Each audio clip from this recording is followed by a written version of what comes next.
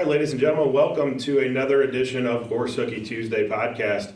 May look a little different than your normal weeks, as my dad, Jim Watkins Sr., and announcer Keith Nelson could not make it today. So your substitutes, I am Jim Watkins Jr., and we have next to me owner Jamie Gavilski. Jamie, how we doing? Good. How are you, Jimmy? Hanging in there, doing pretty good. You know, we got a decent card come tomorrow, Tuesday. A lot of bigger fields than most Tuesdays we've had recently. Couple 7-horse fields, couple 8-horse fields, even I think 2 9-horse fields. So all races going 6 furlongs. Should be a decent card, I think. Yeah, it looks like we're getting some pretty solid numbers, especially for this early in the season. I expect bigger fields later, but looks like the rain's not going to hold out again. We're going to have probably an off track again. Yeah, as it's raining right now, we're about 16 hours away from post, raining right now, and we're expecting rain throughout the night into the morning. So likely we'll have at least a good track, could be all the way to sloppy. So we'll just see how that rain holds out. And that'll probably play off kind of how we look at some of these races today. Before we get started on the races, though, we do have a few sponsors we got to mention. Jamie, is that right? Yep, absolutely. So we first have FanDuel Sportsbook and Horse Racing. We'd like to thank them as a sponsor, as well as the Illinois HBPA. As well, as you can see right here, sitting here, Taco Bell of Columbia, Troy, and Waterloo, also a sponsor. And we got lucky enough to have some tacos with us today. Maybe at the end of the video, we'll bite into a few and see how we do. Yep. So we'll go ahead and get started. No reason to talk any further. Let's get into the races. Race 1 is going to be a claiming 4,000. Now winners of 3 live. Jamie going 6 furlongs for colts and geldings, 3-year-olds and upward. 7-horse field. What do you got here? So I'm going to Mike Durham. Mike Durham with the 2 Apache G. Durham started pretty slow. He's kind of catching a little momentum now. What are we, about a month into the season? Typically he's known for his route horses, and Haven't had a lot of those yet. So there haven't been a lot of those races yet. Hopefully we get some of those in the book. Apache G in for the 4,000. First prime power, dropping in class, third off the layoff. I mean, I could go on and on. yeah. And then I went to the 1, Papa's Lucky 7. Steve Manley, 21% trainer. These connections are always good. Manley and Rujewicz. Rujewicz has been doing it for a long, long time. Absolutely. Hot jockey Juan Molina, 9 for 33 at the meet. He only won 12 last year. He is off to a very good start this year. So congrats to Juan, and hopefully he keeps it going. Yeah, this horse sees similar to last race. Manley's 3 out of 9 the last 2 weeks. I mean, just everything points to these 2 horses. And then I had that 7 for third. I'm Your Captain, Omar Rosby. Ben Dezu, hottest rider at the track. 14 wins, leads the Jock Colony. So I'm 217 first. Like, what do you have, Jimmy? Yeah, and I'm actually right there with him, 217. Like he mentioned, Apache G, the 2-horse with Mike Durham. That's exactly where I'm at. I think Durham started off 1 for 38, and I think he got his first win, race 1 with Swaggy George on Saturday. A lot of times when you see guys get off to slow starts, they pick up that first win, they get going, and they get going in a hurry. And I think that could be, you'll see a trend with me throughout my picks today. I think Mike Durham keeps it going and has a good day tomorrow. So I went with Apache G as my first choice. Papa's Lucky 7 is my second choice. I think they dropped him down to the $4,000 level. Last time out, ran a good second. I think he's going to be coming from off the pace, and potentially there could be a little bit of pace going there. So I think he'll be right there as well. And I went with I'm Your Captain third. Might be your pace setter, it looks like. Potentially there's a few horses, maybe the 6, Call Me Drossel, could be on the lead. Amy Nesbitt, but she hasn't been out since August of 23, so not sure if that one can hold on going 6 furlongs. But I'm also 217 in the first race. Nice. All right, so on to race 2. Race 2, we'll go ahead and flip back to that. And race 2 is going to be a maiden special weight, state-bred maiden special weight, $22,000 purse. Fillies and mares going 6 furlongs. Look through the race. There's one first-time starter in this race. The rest of them I kind of glanced at and just couldn't set my sight on exactly one of the the ones that have run before. So I went to Scotty Becker and the one Queen Gita. Reason for that, first time starter with some solid works. But if you look at the dam, Gita has produced 8 out of 10 winners from her foliage. And 2 of them especially to make note of. Gita's Lad made, I still believe running too, made 305,000, and then Walker's Win, another full brother, made 163,000. So I'm expecting Queen Gita potentially to be right near the pace tomorrow and should be able to run with this bunch. But another one that might be on the pace is the 7 who I have second, and that's Napabit. Napabit with Jose Rodriguez, Emmanuel Giles. Had the lead last time going 5.5 and just kind of slowed up, and I believe that was to Too Much Tuesday, your horse, and my dad's horse. Just got caught near the wire and, pretty much had a solo lead going through it. And the way this race sets up, I think potentially could have a solo lead tomorrow as well. But they are going that extra half a furlong, so that's a little bit what worries me is it might get caught again going that extra half a furlong. I went third to the 6 Hannibal, a second-time starter for Brian Lemieux. Did okay, ran a 4th by 13 in the first start. Flashed a little bit of speed early, I think. See improvement with the second start. I thought maybe backing into that trifecta with the 6 Hannibal. Where are you at, Jamie? I'm tossed up between the 5 and the 1. I give the nod to the 1 first time out. Some pretty good work since February. Draws Travis Wales in from Oaklawn. He's 4 out of 14 at the meet. And that's been a good pickup for Scotty. Is Travis Wales coming to town? This horse draws the inside post, so it's got to show speed. If it doesn't, it could get buried. Especially with the sloppy track. Especially with a bad track. Could be an issue. Scotty's 30% maiden special weight trainer. He's 29%. This horse is 29% with first time starters. The sire Galeb, which I know the Galeb's run pretty good in the slop too. So that's kind of pointing its way. And then it's barnmate the 5 just at midnight. Looked like the horse had been off since October. Probably needed one. Ran second by 14. And that 14 lengths, that Spicy Delight was the one that beat him by 14. Very impressive winner, first out of the year for that horse. And look to see more from that one in the future. So losing to Spicy Delight isn't saying that it's a bad race because we just don't know how good Spicy Delight is. But putting 14 on a horse in its first start is pretty impressive. So.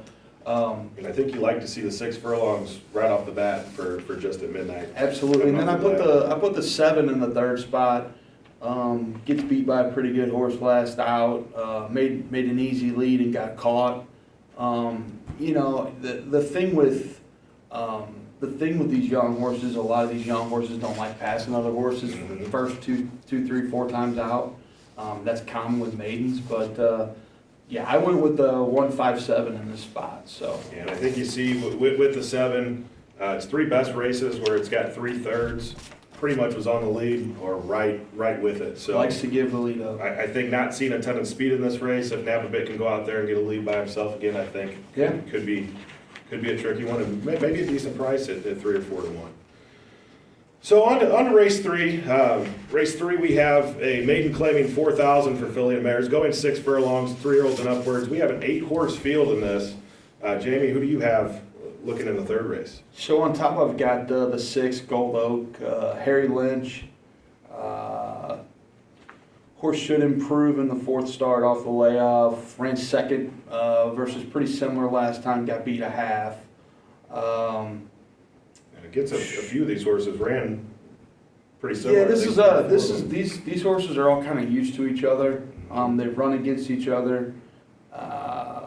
We do have a couple, I think, first-time starters in the bunch. Yeah, it looks like the 1. The 2. Is it 2? No, just the 1 horse. Just the 1, yeah. Naughty Visions.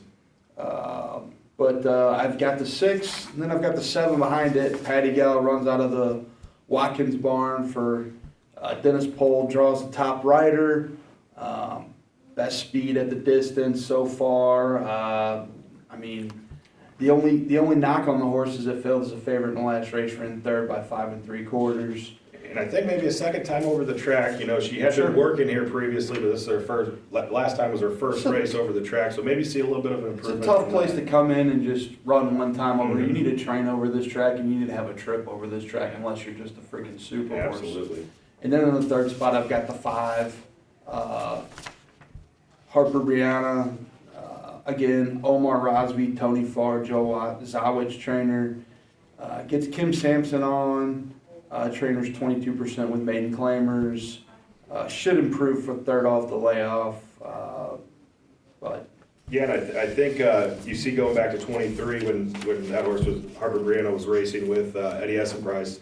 Tim Sampson did have 2 seconds on that horse in the same condition. So the one worry I have about the 5 is just if you look down, there's been some issues. I think last year she bolted twice on the turn. Yep. Seems to be fixed, hasn't done that in a while, but she just seems to find a little bit of trouble. But she definitely has the talent, I think, to win against this group. yeah, if anybody knows the horse, it's Kim. She's been on it Yeah. multiple times in races and definitely in the morning, so. So you went what, 6, 7, and then 6, 7, 5. I'm pretty similar. I am 6, 7, 4, so I did go Gold Oak as the winner with Harry Lynch. I think Harry Lynch is still looking for his first win. He is. That's another guy that had a really good year last year. He's definitely going to find the wins. I think they might be coming soon. I think it might start tomorrow. The horse could be looking to go to the lead too. I think your 6, 7, 8. I think the outside 3 horses are probably the 3 they're going to look to go to the lead. And I think it's definitely a plus that Javi Diego gets back aboard. He's very good at sending those horses to the lead. Mhm. So I'm going with the 6 on top. I did go with my dad's horse, Patty Gal, second. Like you said, I think first time over the track, maybe just a little bit of a test drive. You're getting Bendezu back on. I expect to see her a little closer to the lead this time too. I think she got a little further back around the turn, and I think that might have cost her a little bit, and she just couldn't get to the 2 leaders. Mhm. But I expect her to run a pretty good race as well. The 8 could be a little tricky going to the lead though on the outside there, so if he can clear those 2, watch out for Vance Childers' horse, Rain Attack, the 8. Third place, I went Got No More Tears, Robert Pompel. Run a couple middling races the past 2 starts, but I think if, just looking at it, I think this field potentially is a situation where this horse might be able to do something. She wasn't too far back at the 6 and the 7 last start, and I think she's been running well. Been running, this is her 4th start of the year now, so she's ran plenty of times this year. Second time going 6 furlongs. I think she's going to be in the mix, and you could get a price at her tomorrow. So I'm 6, 7, 4 in race 3. All right, so going to race 4 here. Race 4, 7-horse field, optional claiming 12-5, now winners of 3 live. Mhm. Fillies and mares going 6 furlongs. What do you got here, Jamie? I started with the 3. Horse just win over at Indiana Grand, 9-2 for 25,000 with Prescott up. A trainer that doesn't run a lot of horses but gets results. Mm-hmm. An underrated jockey in Arietta. He's 7 for 48 this year. The thing about Arietta is it doesn't matter if he's riding a $4,000 horse or a $400,000 horse. He always tries. He gives you everything he's got to the wire. Probably one of the more underrated riders here when he's not on a Becker horse. Rides a lot for Scotty, so he's a favorite a lot. But when he's on other horses, man, he tries his butt off. And he's been riding good this year. He just hasn't necessarily got the wins that he did last year in the win column. So he's there, and I think it's going to pick up. This horse pretty soon. has been in tough the last 5 or 6 races. Finally caught a bunch it could beat, which was a good bunch for 9-2 life over at Indiana, which is a competitive track. Looks to be rounding into form, just won by 1.5. I don't see this horse getting beat. If anybody could beat the horse, I think it might be the 2. The 6. The Becker horse that comes over from Oaklawn.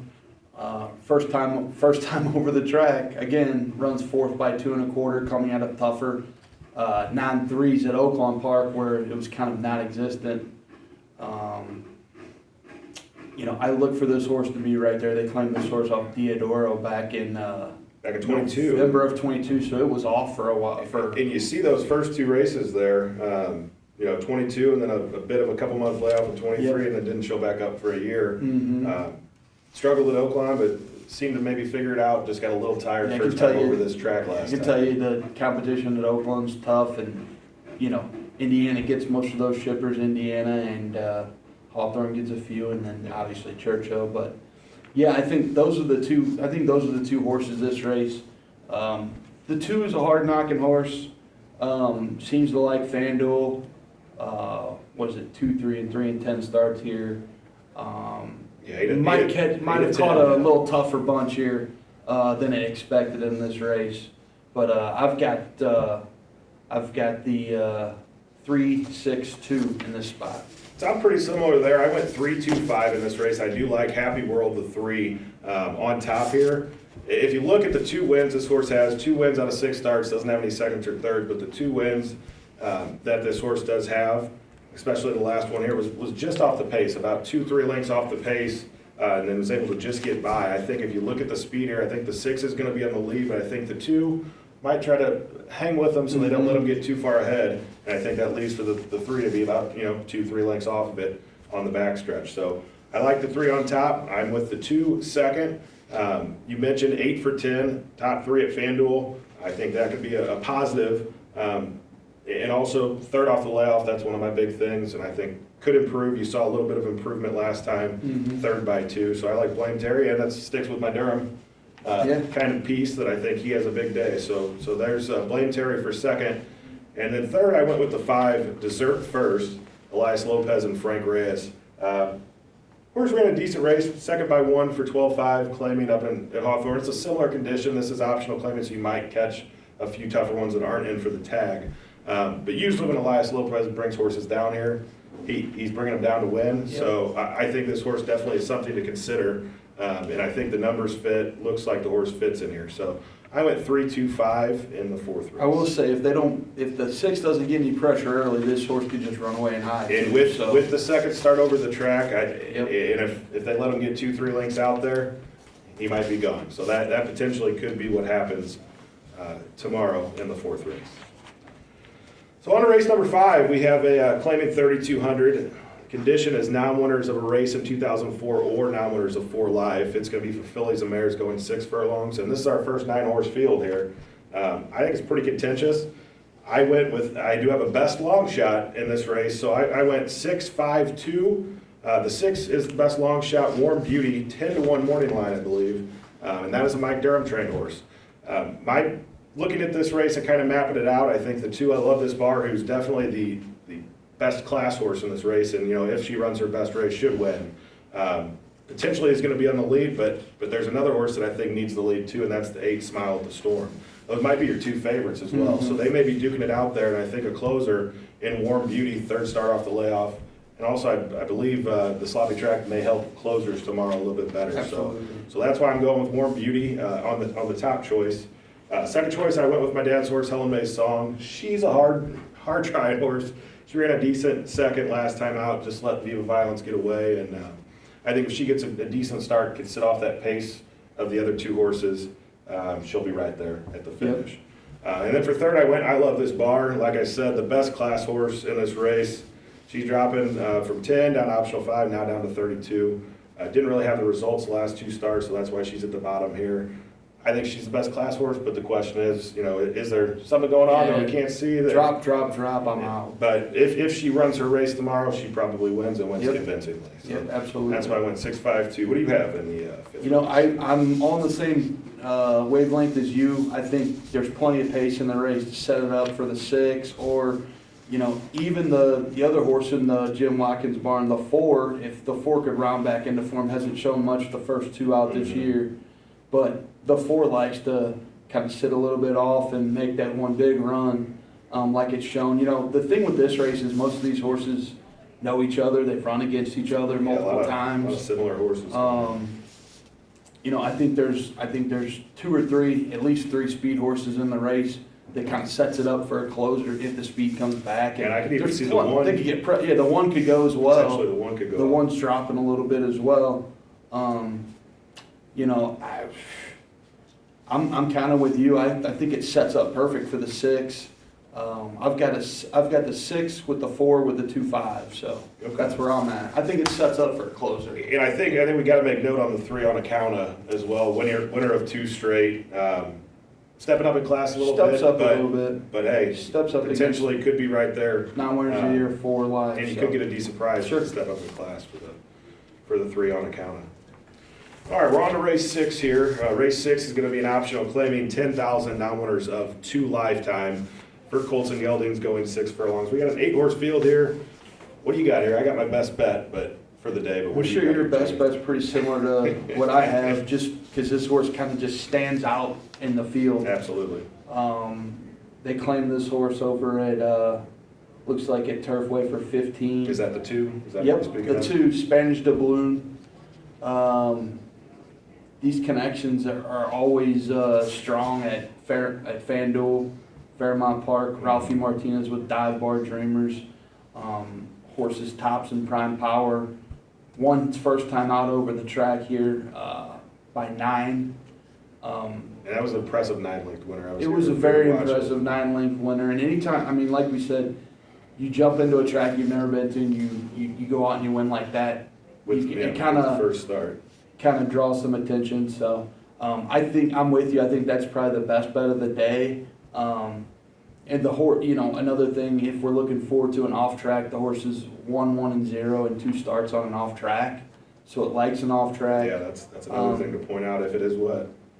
I just don't think anybody beats this horse. Behind it, I've got the 7, which is Tiz Wow, Ratana Obermeyer, ran second in this spot last out.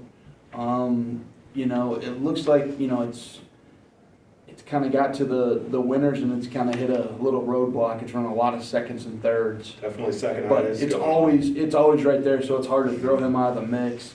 And then I went to the 8, third, Teddy Randazzo. He's 0 for the meet, but he draws Molina, who's won 9 times. Yeah, Like we said, he's having a hell of a year, and you got to put him on horses if he's there. So I went with 2-7-8. And I think the 8 coming off, winner going 62.50 claiming up in Mhm. Chicago, and then bumping up in class, getting claimed for 10,000, running a pretty good 4th, Yeah. coming back in the same spot. Definitely something that first time with the trainer could be something, or second time with the trainer could be something to look for there. Absolutely. So I also, like I said, best bet of the day is the 2 Spanish doubloon, Ralph Martinez, Alex Bendezu. I just can't get past 2, first and second with 2 starts on a wet surface, which we'll probably see, and that first by 9 in the open maiden, $12,000 purse. I don't see anybody else. I think if he runs that race back, that can beat him today. But sometimes they bounce, sometimes other things I happen. mean, this is a $175,000 OBS purchase. It finally found its friends when they dropped to the 15,000 level, and it just looks so much the best in this spot. And the other thing to make note of, I think this horse can go to the lead or can sit off of it Absolutely. and close a little bit. So that's another thing to look at. For second, I went with the 3 asymmetric. Kenny Jansen, Rainier Arrieta. Coming from Oakland is the biggest thing, is I think the competition's a lot tougher there. Ran a good second and third prior to the last start, where they claimed it. It was a little bit even in the last start, but I think coming back to Fairmount, I think definitely should fit right in with this competition. And I think this race definitely fits for the 3. And then I for third place, I went the 7 Tiz Wow. You kind of hit on it. Horse is always right there, pretty much 9 out of 9 at FanDuel in the money top 3. So being top 3, I think you can mark this one in. Just having trouble getting to the winner's circle, which sometimes can be a problem. But the thing to note is third off the layoff, and really improved with that second start. So we can really see another improvement from Tiz Wow, and potentially could give the 2 some troubles. So I was 2-3-7 in race 6. 2-3-7. All right, with the last race, race 7 is an optional claiming 10,000 non-winners of 2 life. It's the state bred, so same condition, but the state breds. And we're going 6 furlongs. This is the other 9-horse field to go with. So a lot to pick from here. If they'll make it to the paddock, get a $2,500 bonus, so it's a $26,000 purse. Yeah. And so the way I went in the 5th race, I went with Scotty Becker, Travis Wales, number 5, Wildwood Reuben. 2 middling races this year up in Chicago. I think that race could be just a tad tougher. And if you look, the 2 horses that won the previous 2, Clyde Green and Sego and Good Apple, just ran back yesterday at Hawthorne and ran a good 2nd and 4th in an open, not winners other than. So definitely 2 horses that have been running really good, so you can't be ashamed to run 3rd and 5th and spots against those 2 horses.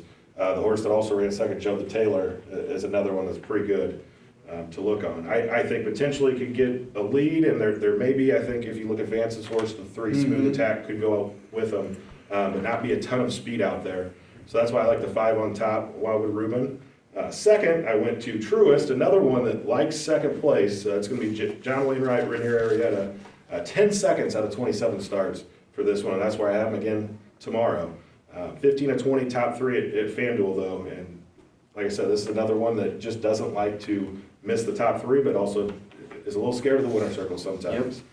And for third, I went with the 9, Move in Silence, a 3-year-old, Gerald Butler and Alex Bendezu. I think the horse had some trouble last time. It seemed that him and the 1, Scotty's other horse in here, Tapping Your Blue Jeans, they were both bumping with each other at the start of that race, and I think it might have cost both of them in that performance. So I kind of like the 9, and I also think maybe going from 5.5 to 6 furlongs, I think you're going to see the 9 in the mix tomorrow. So that's why I have 5, 7, 9 in race 7. What do you got, Jamie? You know what, I've got the exact same thing. Again, the 5 comes out of some key races. These horses have all came back and won. The 5 is 3 out of 3 at Fairmount, FanDuel. I guess you could call it a class drop. It's not really a class drop. It's kind of the same condition. State bred, 9-1 other than. Should improve 3rd off the layoff. We hadn't seen this horse since June of 23. And I think with the condition, it's just those horses that ran first up there that kind of boosted that condition. Yeah, and I will tell you going from Simpson, who won on the horse once or twice, to Travis Wales is definitely a step up jockey-wise. Wales is a savvy veteran who knows how to ride horses and puts them in the right spots and knows how to win. I think the 5's the best horse in the race. I went to the 7 for 2nd, same deal, just seems like a bridesmaid, likes to run 2nd, likes to run 3rd, loves FanDuel, obviously 15 out of 20 in the money. I just don't think that this horse is as good as the 5. And then I went to the 9, I'm with you, should improve, going against state bred competition, ran a 4th by 4 1/4. It was a pretty good race last out. And that was the first time in against state breds. So, first time over the track and first time against state breds, I think you're going to look for an improvement. Absolutely. Because of both of those situations there for Gerald Butler. But I'm the same with you, 5, 7, 9, so. Okay. Well, that takes us through our card for tomorrow. Once again, we'd like to thank our sponsors, FanDuel Sportsbook and Horse Racing, the Illinois HBPA, and the Taco Bells from Columbia, Waterloo, and Troy. As you see here, we got a lot of tacos to get through. I think we might enjoy them after we get off camera. So appreciate you guys. Good luck tomorrow. Boy, as you see here, we got a lot of tacos